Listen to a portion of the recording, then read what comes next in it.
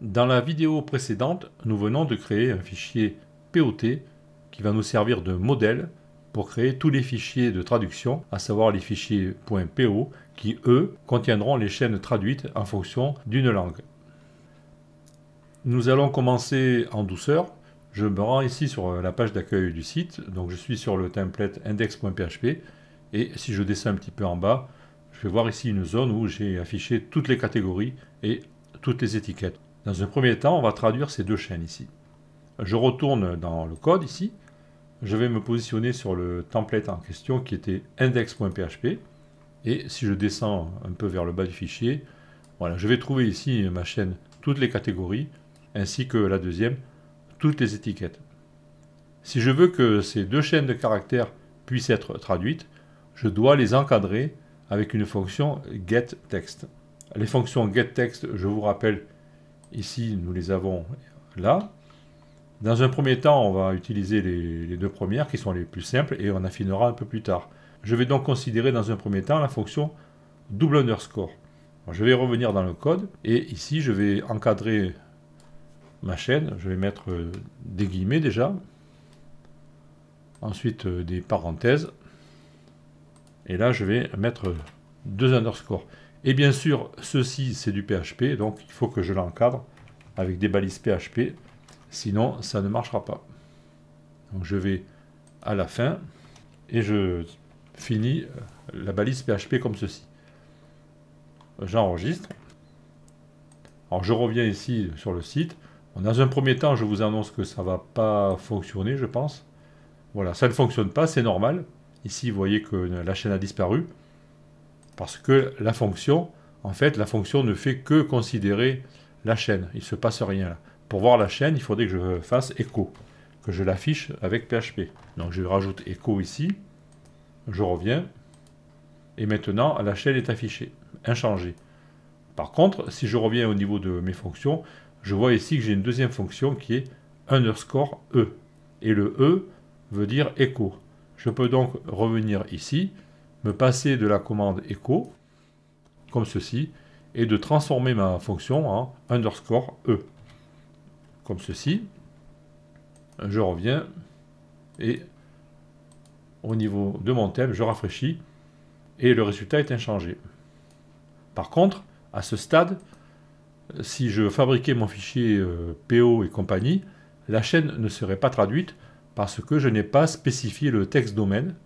Rappelez-vous, on avait dit tout à l'heure qu'un texte domaine était défini pour ce thème, et donc WordPress ne va traduire que les chaînes pour lesquelles le texte domaine est mentionné.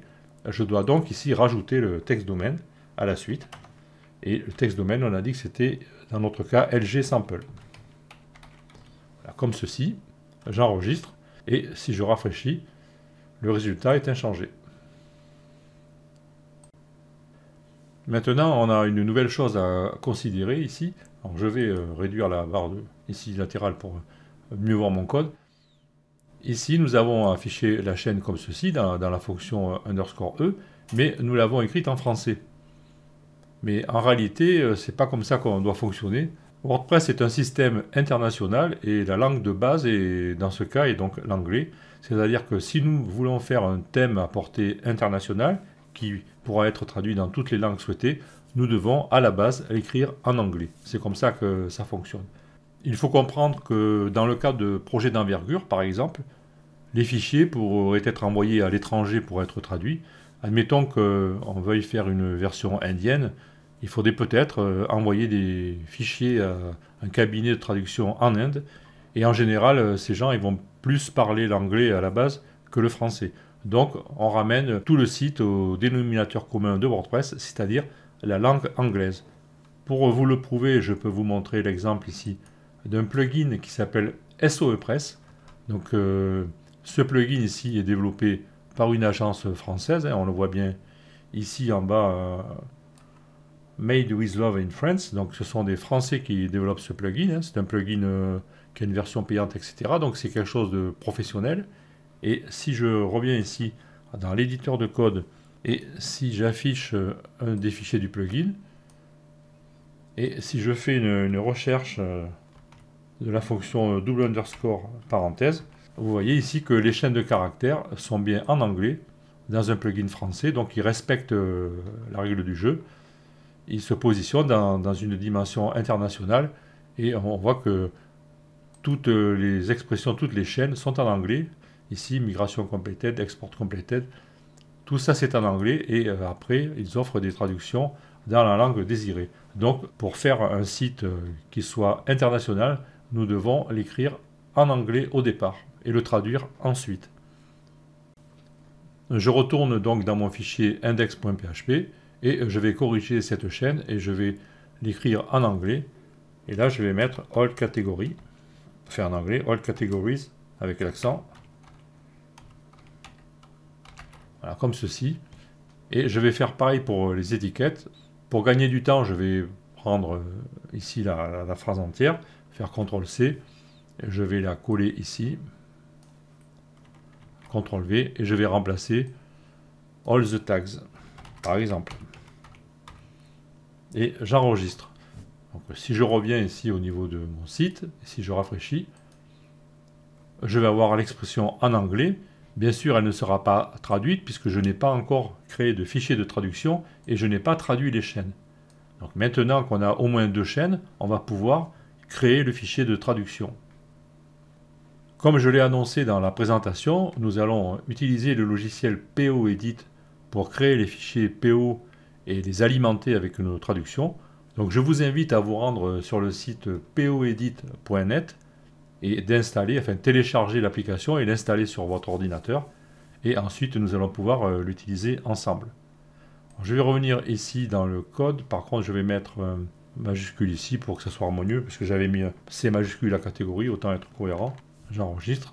Maintenant, je suis en mesure de créer un fichier .po. Je vais ouvrir le logiciel POEdit que je viens d'installer. Enfin, moi je l'avais déjà installé, mais je suppose que vous venez de l'installer. Donc je cherche POEdit et je vais l'ouvrir comme ceci. Donc j'obtiens cet écran au départ et je vais ouvrir un fichier. Je vais donc créer sur parcourir les fichiers ici et je vais me positionner dans le dossier languages que j'avais créé tout à l'heure et dans lequel j'avais mis mon fichier POT. Là, il se trouve que j'y suis dessus puisque avant d'enregistrer, j'avais déjà travaillé un petit peu dessus. Donc si ce n'est pas le cas, vous vous positionnez sur le dossier en question.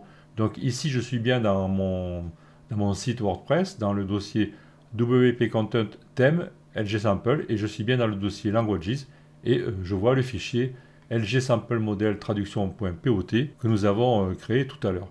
Donc je clique sur ce fichier et je vais l'ouvrir. Lorsque vous allez ouvrir le fichier POT, il va se plaindre qu'il n'y a aucune traduction, ce n'est pas courant. Il vous dit, c'est normal puisque notre fichier au départ c'était un fichier vide, donc il n'y a pas de traduction, il n'y a rien, c'est normal. On va faire quelques vérifications tout d'abord. On va se rendre dans traduction ici, et propriétés. Et là, vous avez toutes les propriétés du fichier. Donc ça, ce sont les étapes que vous auriez dû faire si vous aviez été en mesure de créer le fichier POT. Mais apparemment, avec POEdit, on ne peut pas le faire. Je ne sais toujours pas pourquoi, mais bon, peu importe. Donc ici, vous avez la possibilité éventuellement, si vous voulez changer le nom et la version du projet. Par exemple, ici, je peux mettre le nom du thème. Et éventuellement, si vous travaillez avec plusieurs équipes de langue, vous pourriez mettre le nom de l'équipe. Si vous travaillez tout seul, ce n'est pas très important. Vous avez la possibilité de le faire, comme ceci. Ensuite, vous avez chemin des sources. Donc là, c'est très important. Au niveau de la première zone de chemin ici, vous devez avoir un point, donc c'est le cas. Le point, en fait, va désigner le chemin parent du dossier Languages. Donc rappelez-vous que ici, le dossier Languages, il est juste situé au premier niveau du thème. Donc le dossier parent, c'est le dossier du thème. Donc c'est bien ce qu'on veut. On veut qu'il soit en mesure de scanner tous les fichiers qui sont dans le thème. Donc il faut bien qu'ici, il y ait un point. Ça correspond au dossier parent dans lequel est situé le fichier POT. Et en l'occurrence, ce dossier, c'est Languages. Si vous aviez créé un autre dossier, par exemple, s'il était 2 niveaux en dessous, il aurait fallu corriger le chemin en conséquence. Mais là, si vous respectez la convention, vous utilisez un point, puisque le dossier Languages se situe dans la racine du thème. Ensuite, vous avez la possibilité d'exclure des chemins. Alors là, ça pourrait être utile dans le cas d'une application qui utilise Node.js et compagnie. Quand vous utilisez Node.js et que vous installez des modules, etc., il vous crée un dossier qui s'appelle node_modules et il y a tout un tas de fichiers à l'intérieur. Et dans ces fichiers, il risque d'y avoir aussi des chaînes de traduction. Donc là, dans le cas où vous auriez ce dossier présent, il faudrait le rajouter ici. Ça éviterait de scanner ces fichiers et de remplir inutilement votre fichier avec des chaînes que vous n'allez pas utiliser forcément dans votre site. Et pour terminer, dernier onglet, nous avons mot-clé source. Et là, ce sont toutes les fonctions qui vont être analysées pour la traduction. Et vous voyez que là, dans notre fichier POT vide, il a chargé toutes les fonctions quasiment qui existent. Même si on ne les utilisera pas, en tout cas elles y sont. Comme ça, c'est déjà fait. Sinon, il aurait fallu les saisir une par une, ligne par ligne, et c'est un petit peu fastidieux. Donc le fait d'avoir fait ça, choisir ce fichier POT vide, ça nous a permis d'avoir toutes ces fonctions qui étaient rajoutées sans qu'on le fasse. Donc je vais cliquer sur OK. Et ensuite, maintenant que mon fichier est prêt, je vais cliquer sur Mettre à jour depuis le code, ici. Et là, alors bien sûr, oui, il me dit que le fichier a été modifié, voulez-vous enregistrer les modifications? Donc je vais faire enregistrer. Alors il faudra vous méfier avec POEdit, c'est que si vous travaillez après avec le fichier .o, il va probablement vous ouvrir une autre fenêtre. Donc vous risquez d'avoir à un moment donné plusieurs fenêtres de POEdit ouvertes.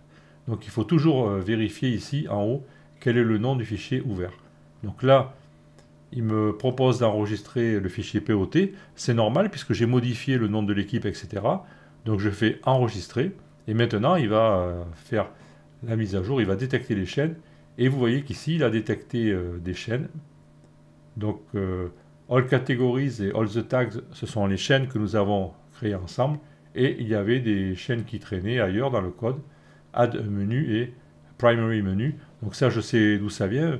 Donc ce sont des chaînes qui sont incluses dans le code et qu'il a détectées. Donc là, nous avons alimenté notre fichier POT. Nous pouvons l'enregistrer. Fichier enregistré.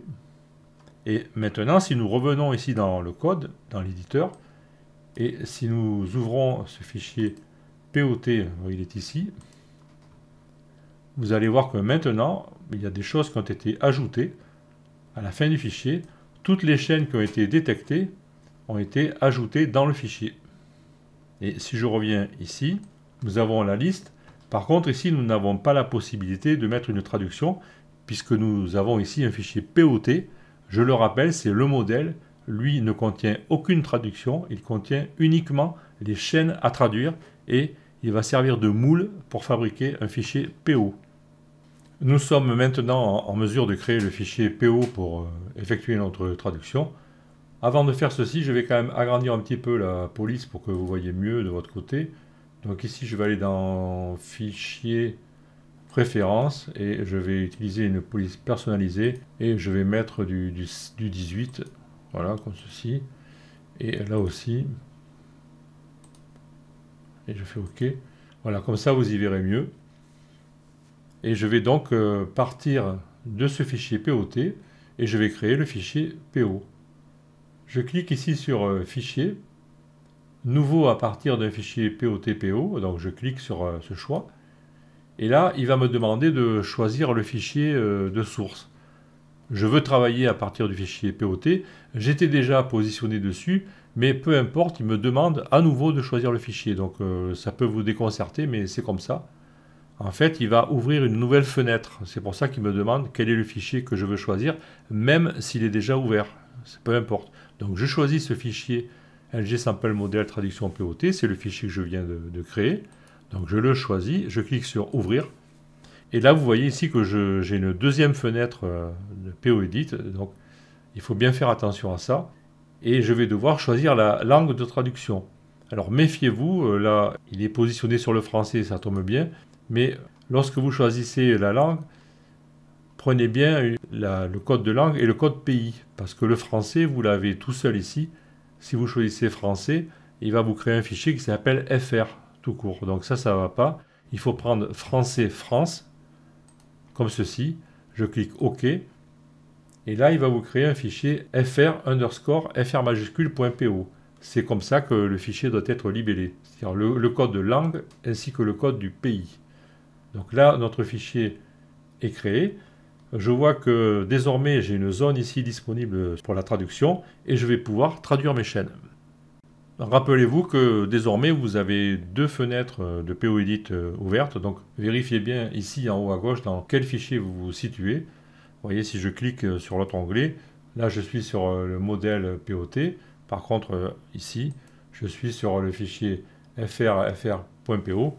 Alors, vous pouvez fermer le premier si vous voulez. Mais le premier, on aura besoin de temps en temps de le réactualiser aussi. Donc, c'est à vous de jongler. Donc, faites attention. Dans tous les cas, vous ne pourrez entrer la traduction que dans le fichier PO comme ici. Je vais considérer les deux chaînes qu'on avait mis dans notre fichier index.php.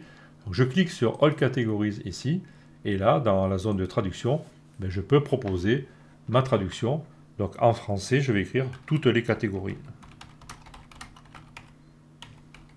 Comme ceci, et je vois que la traduction s'affiche en regard ici de la chaîne.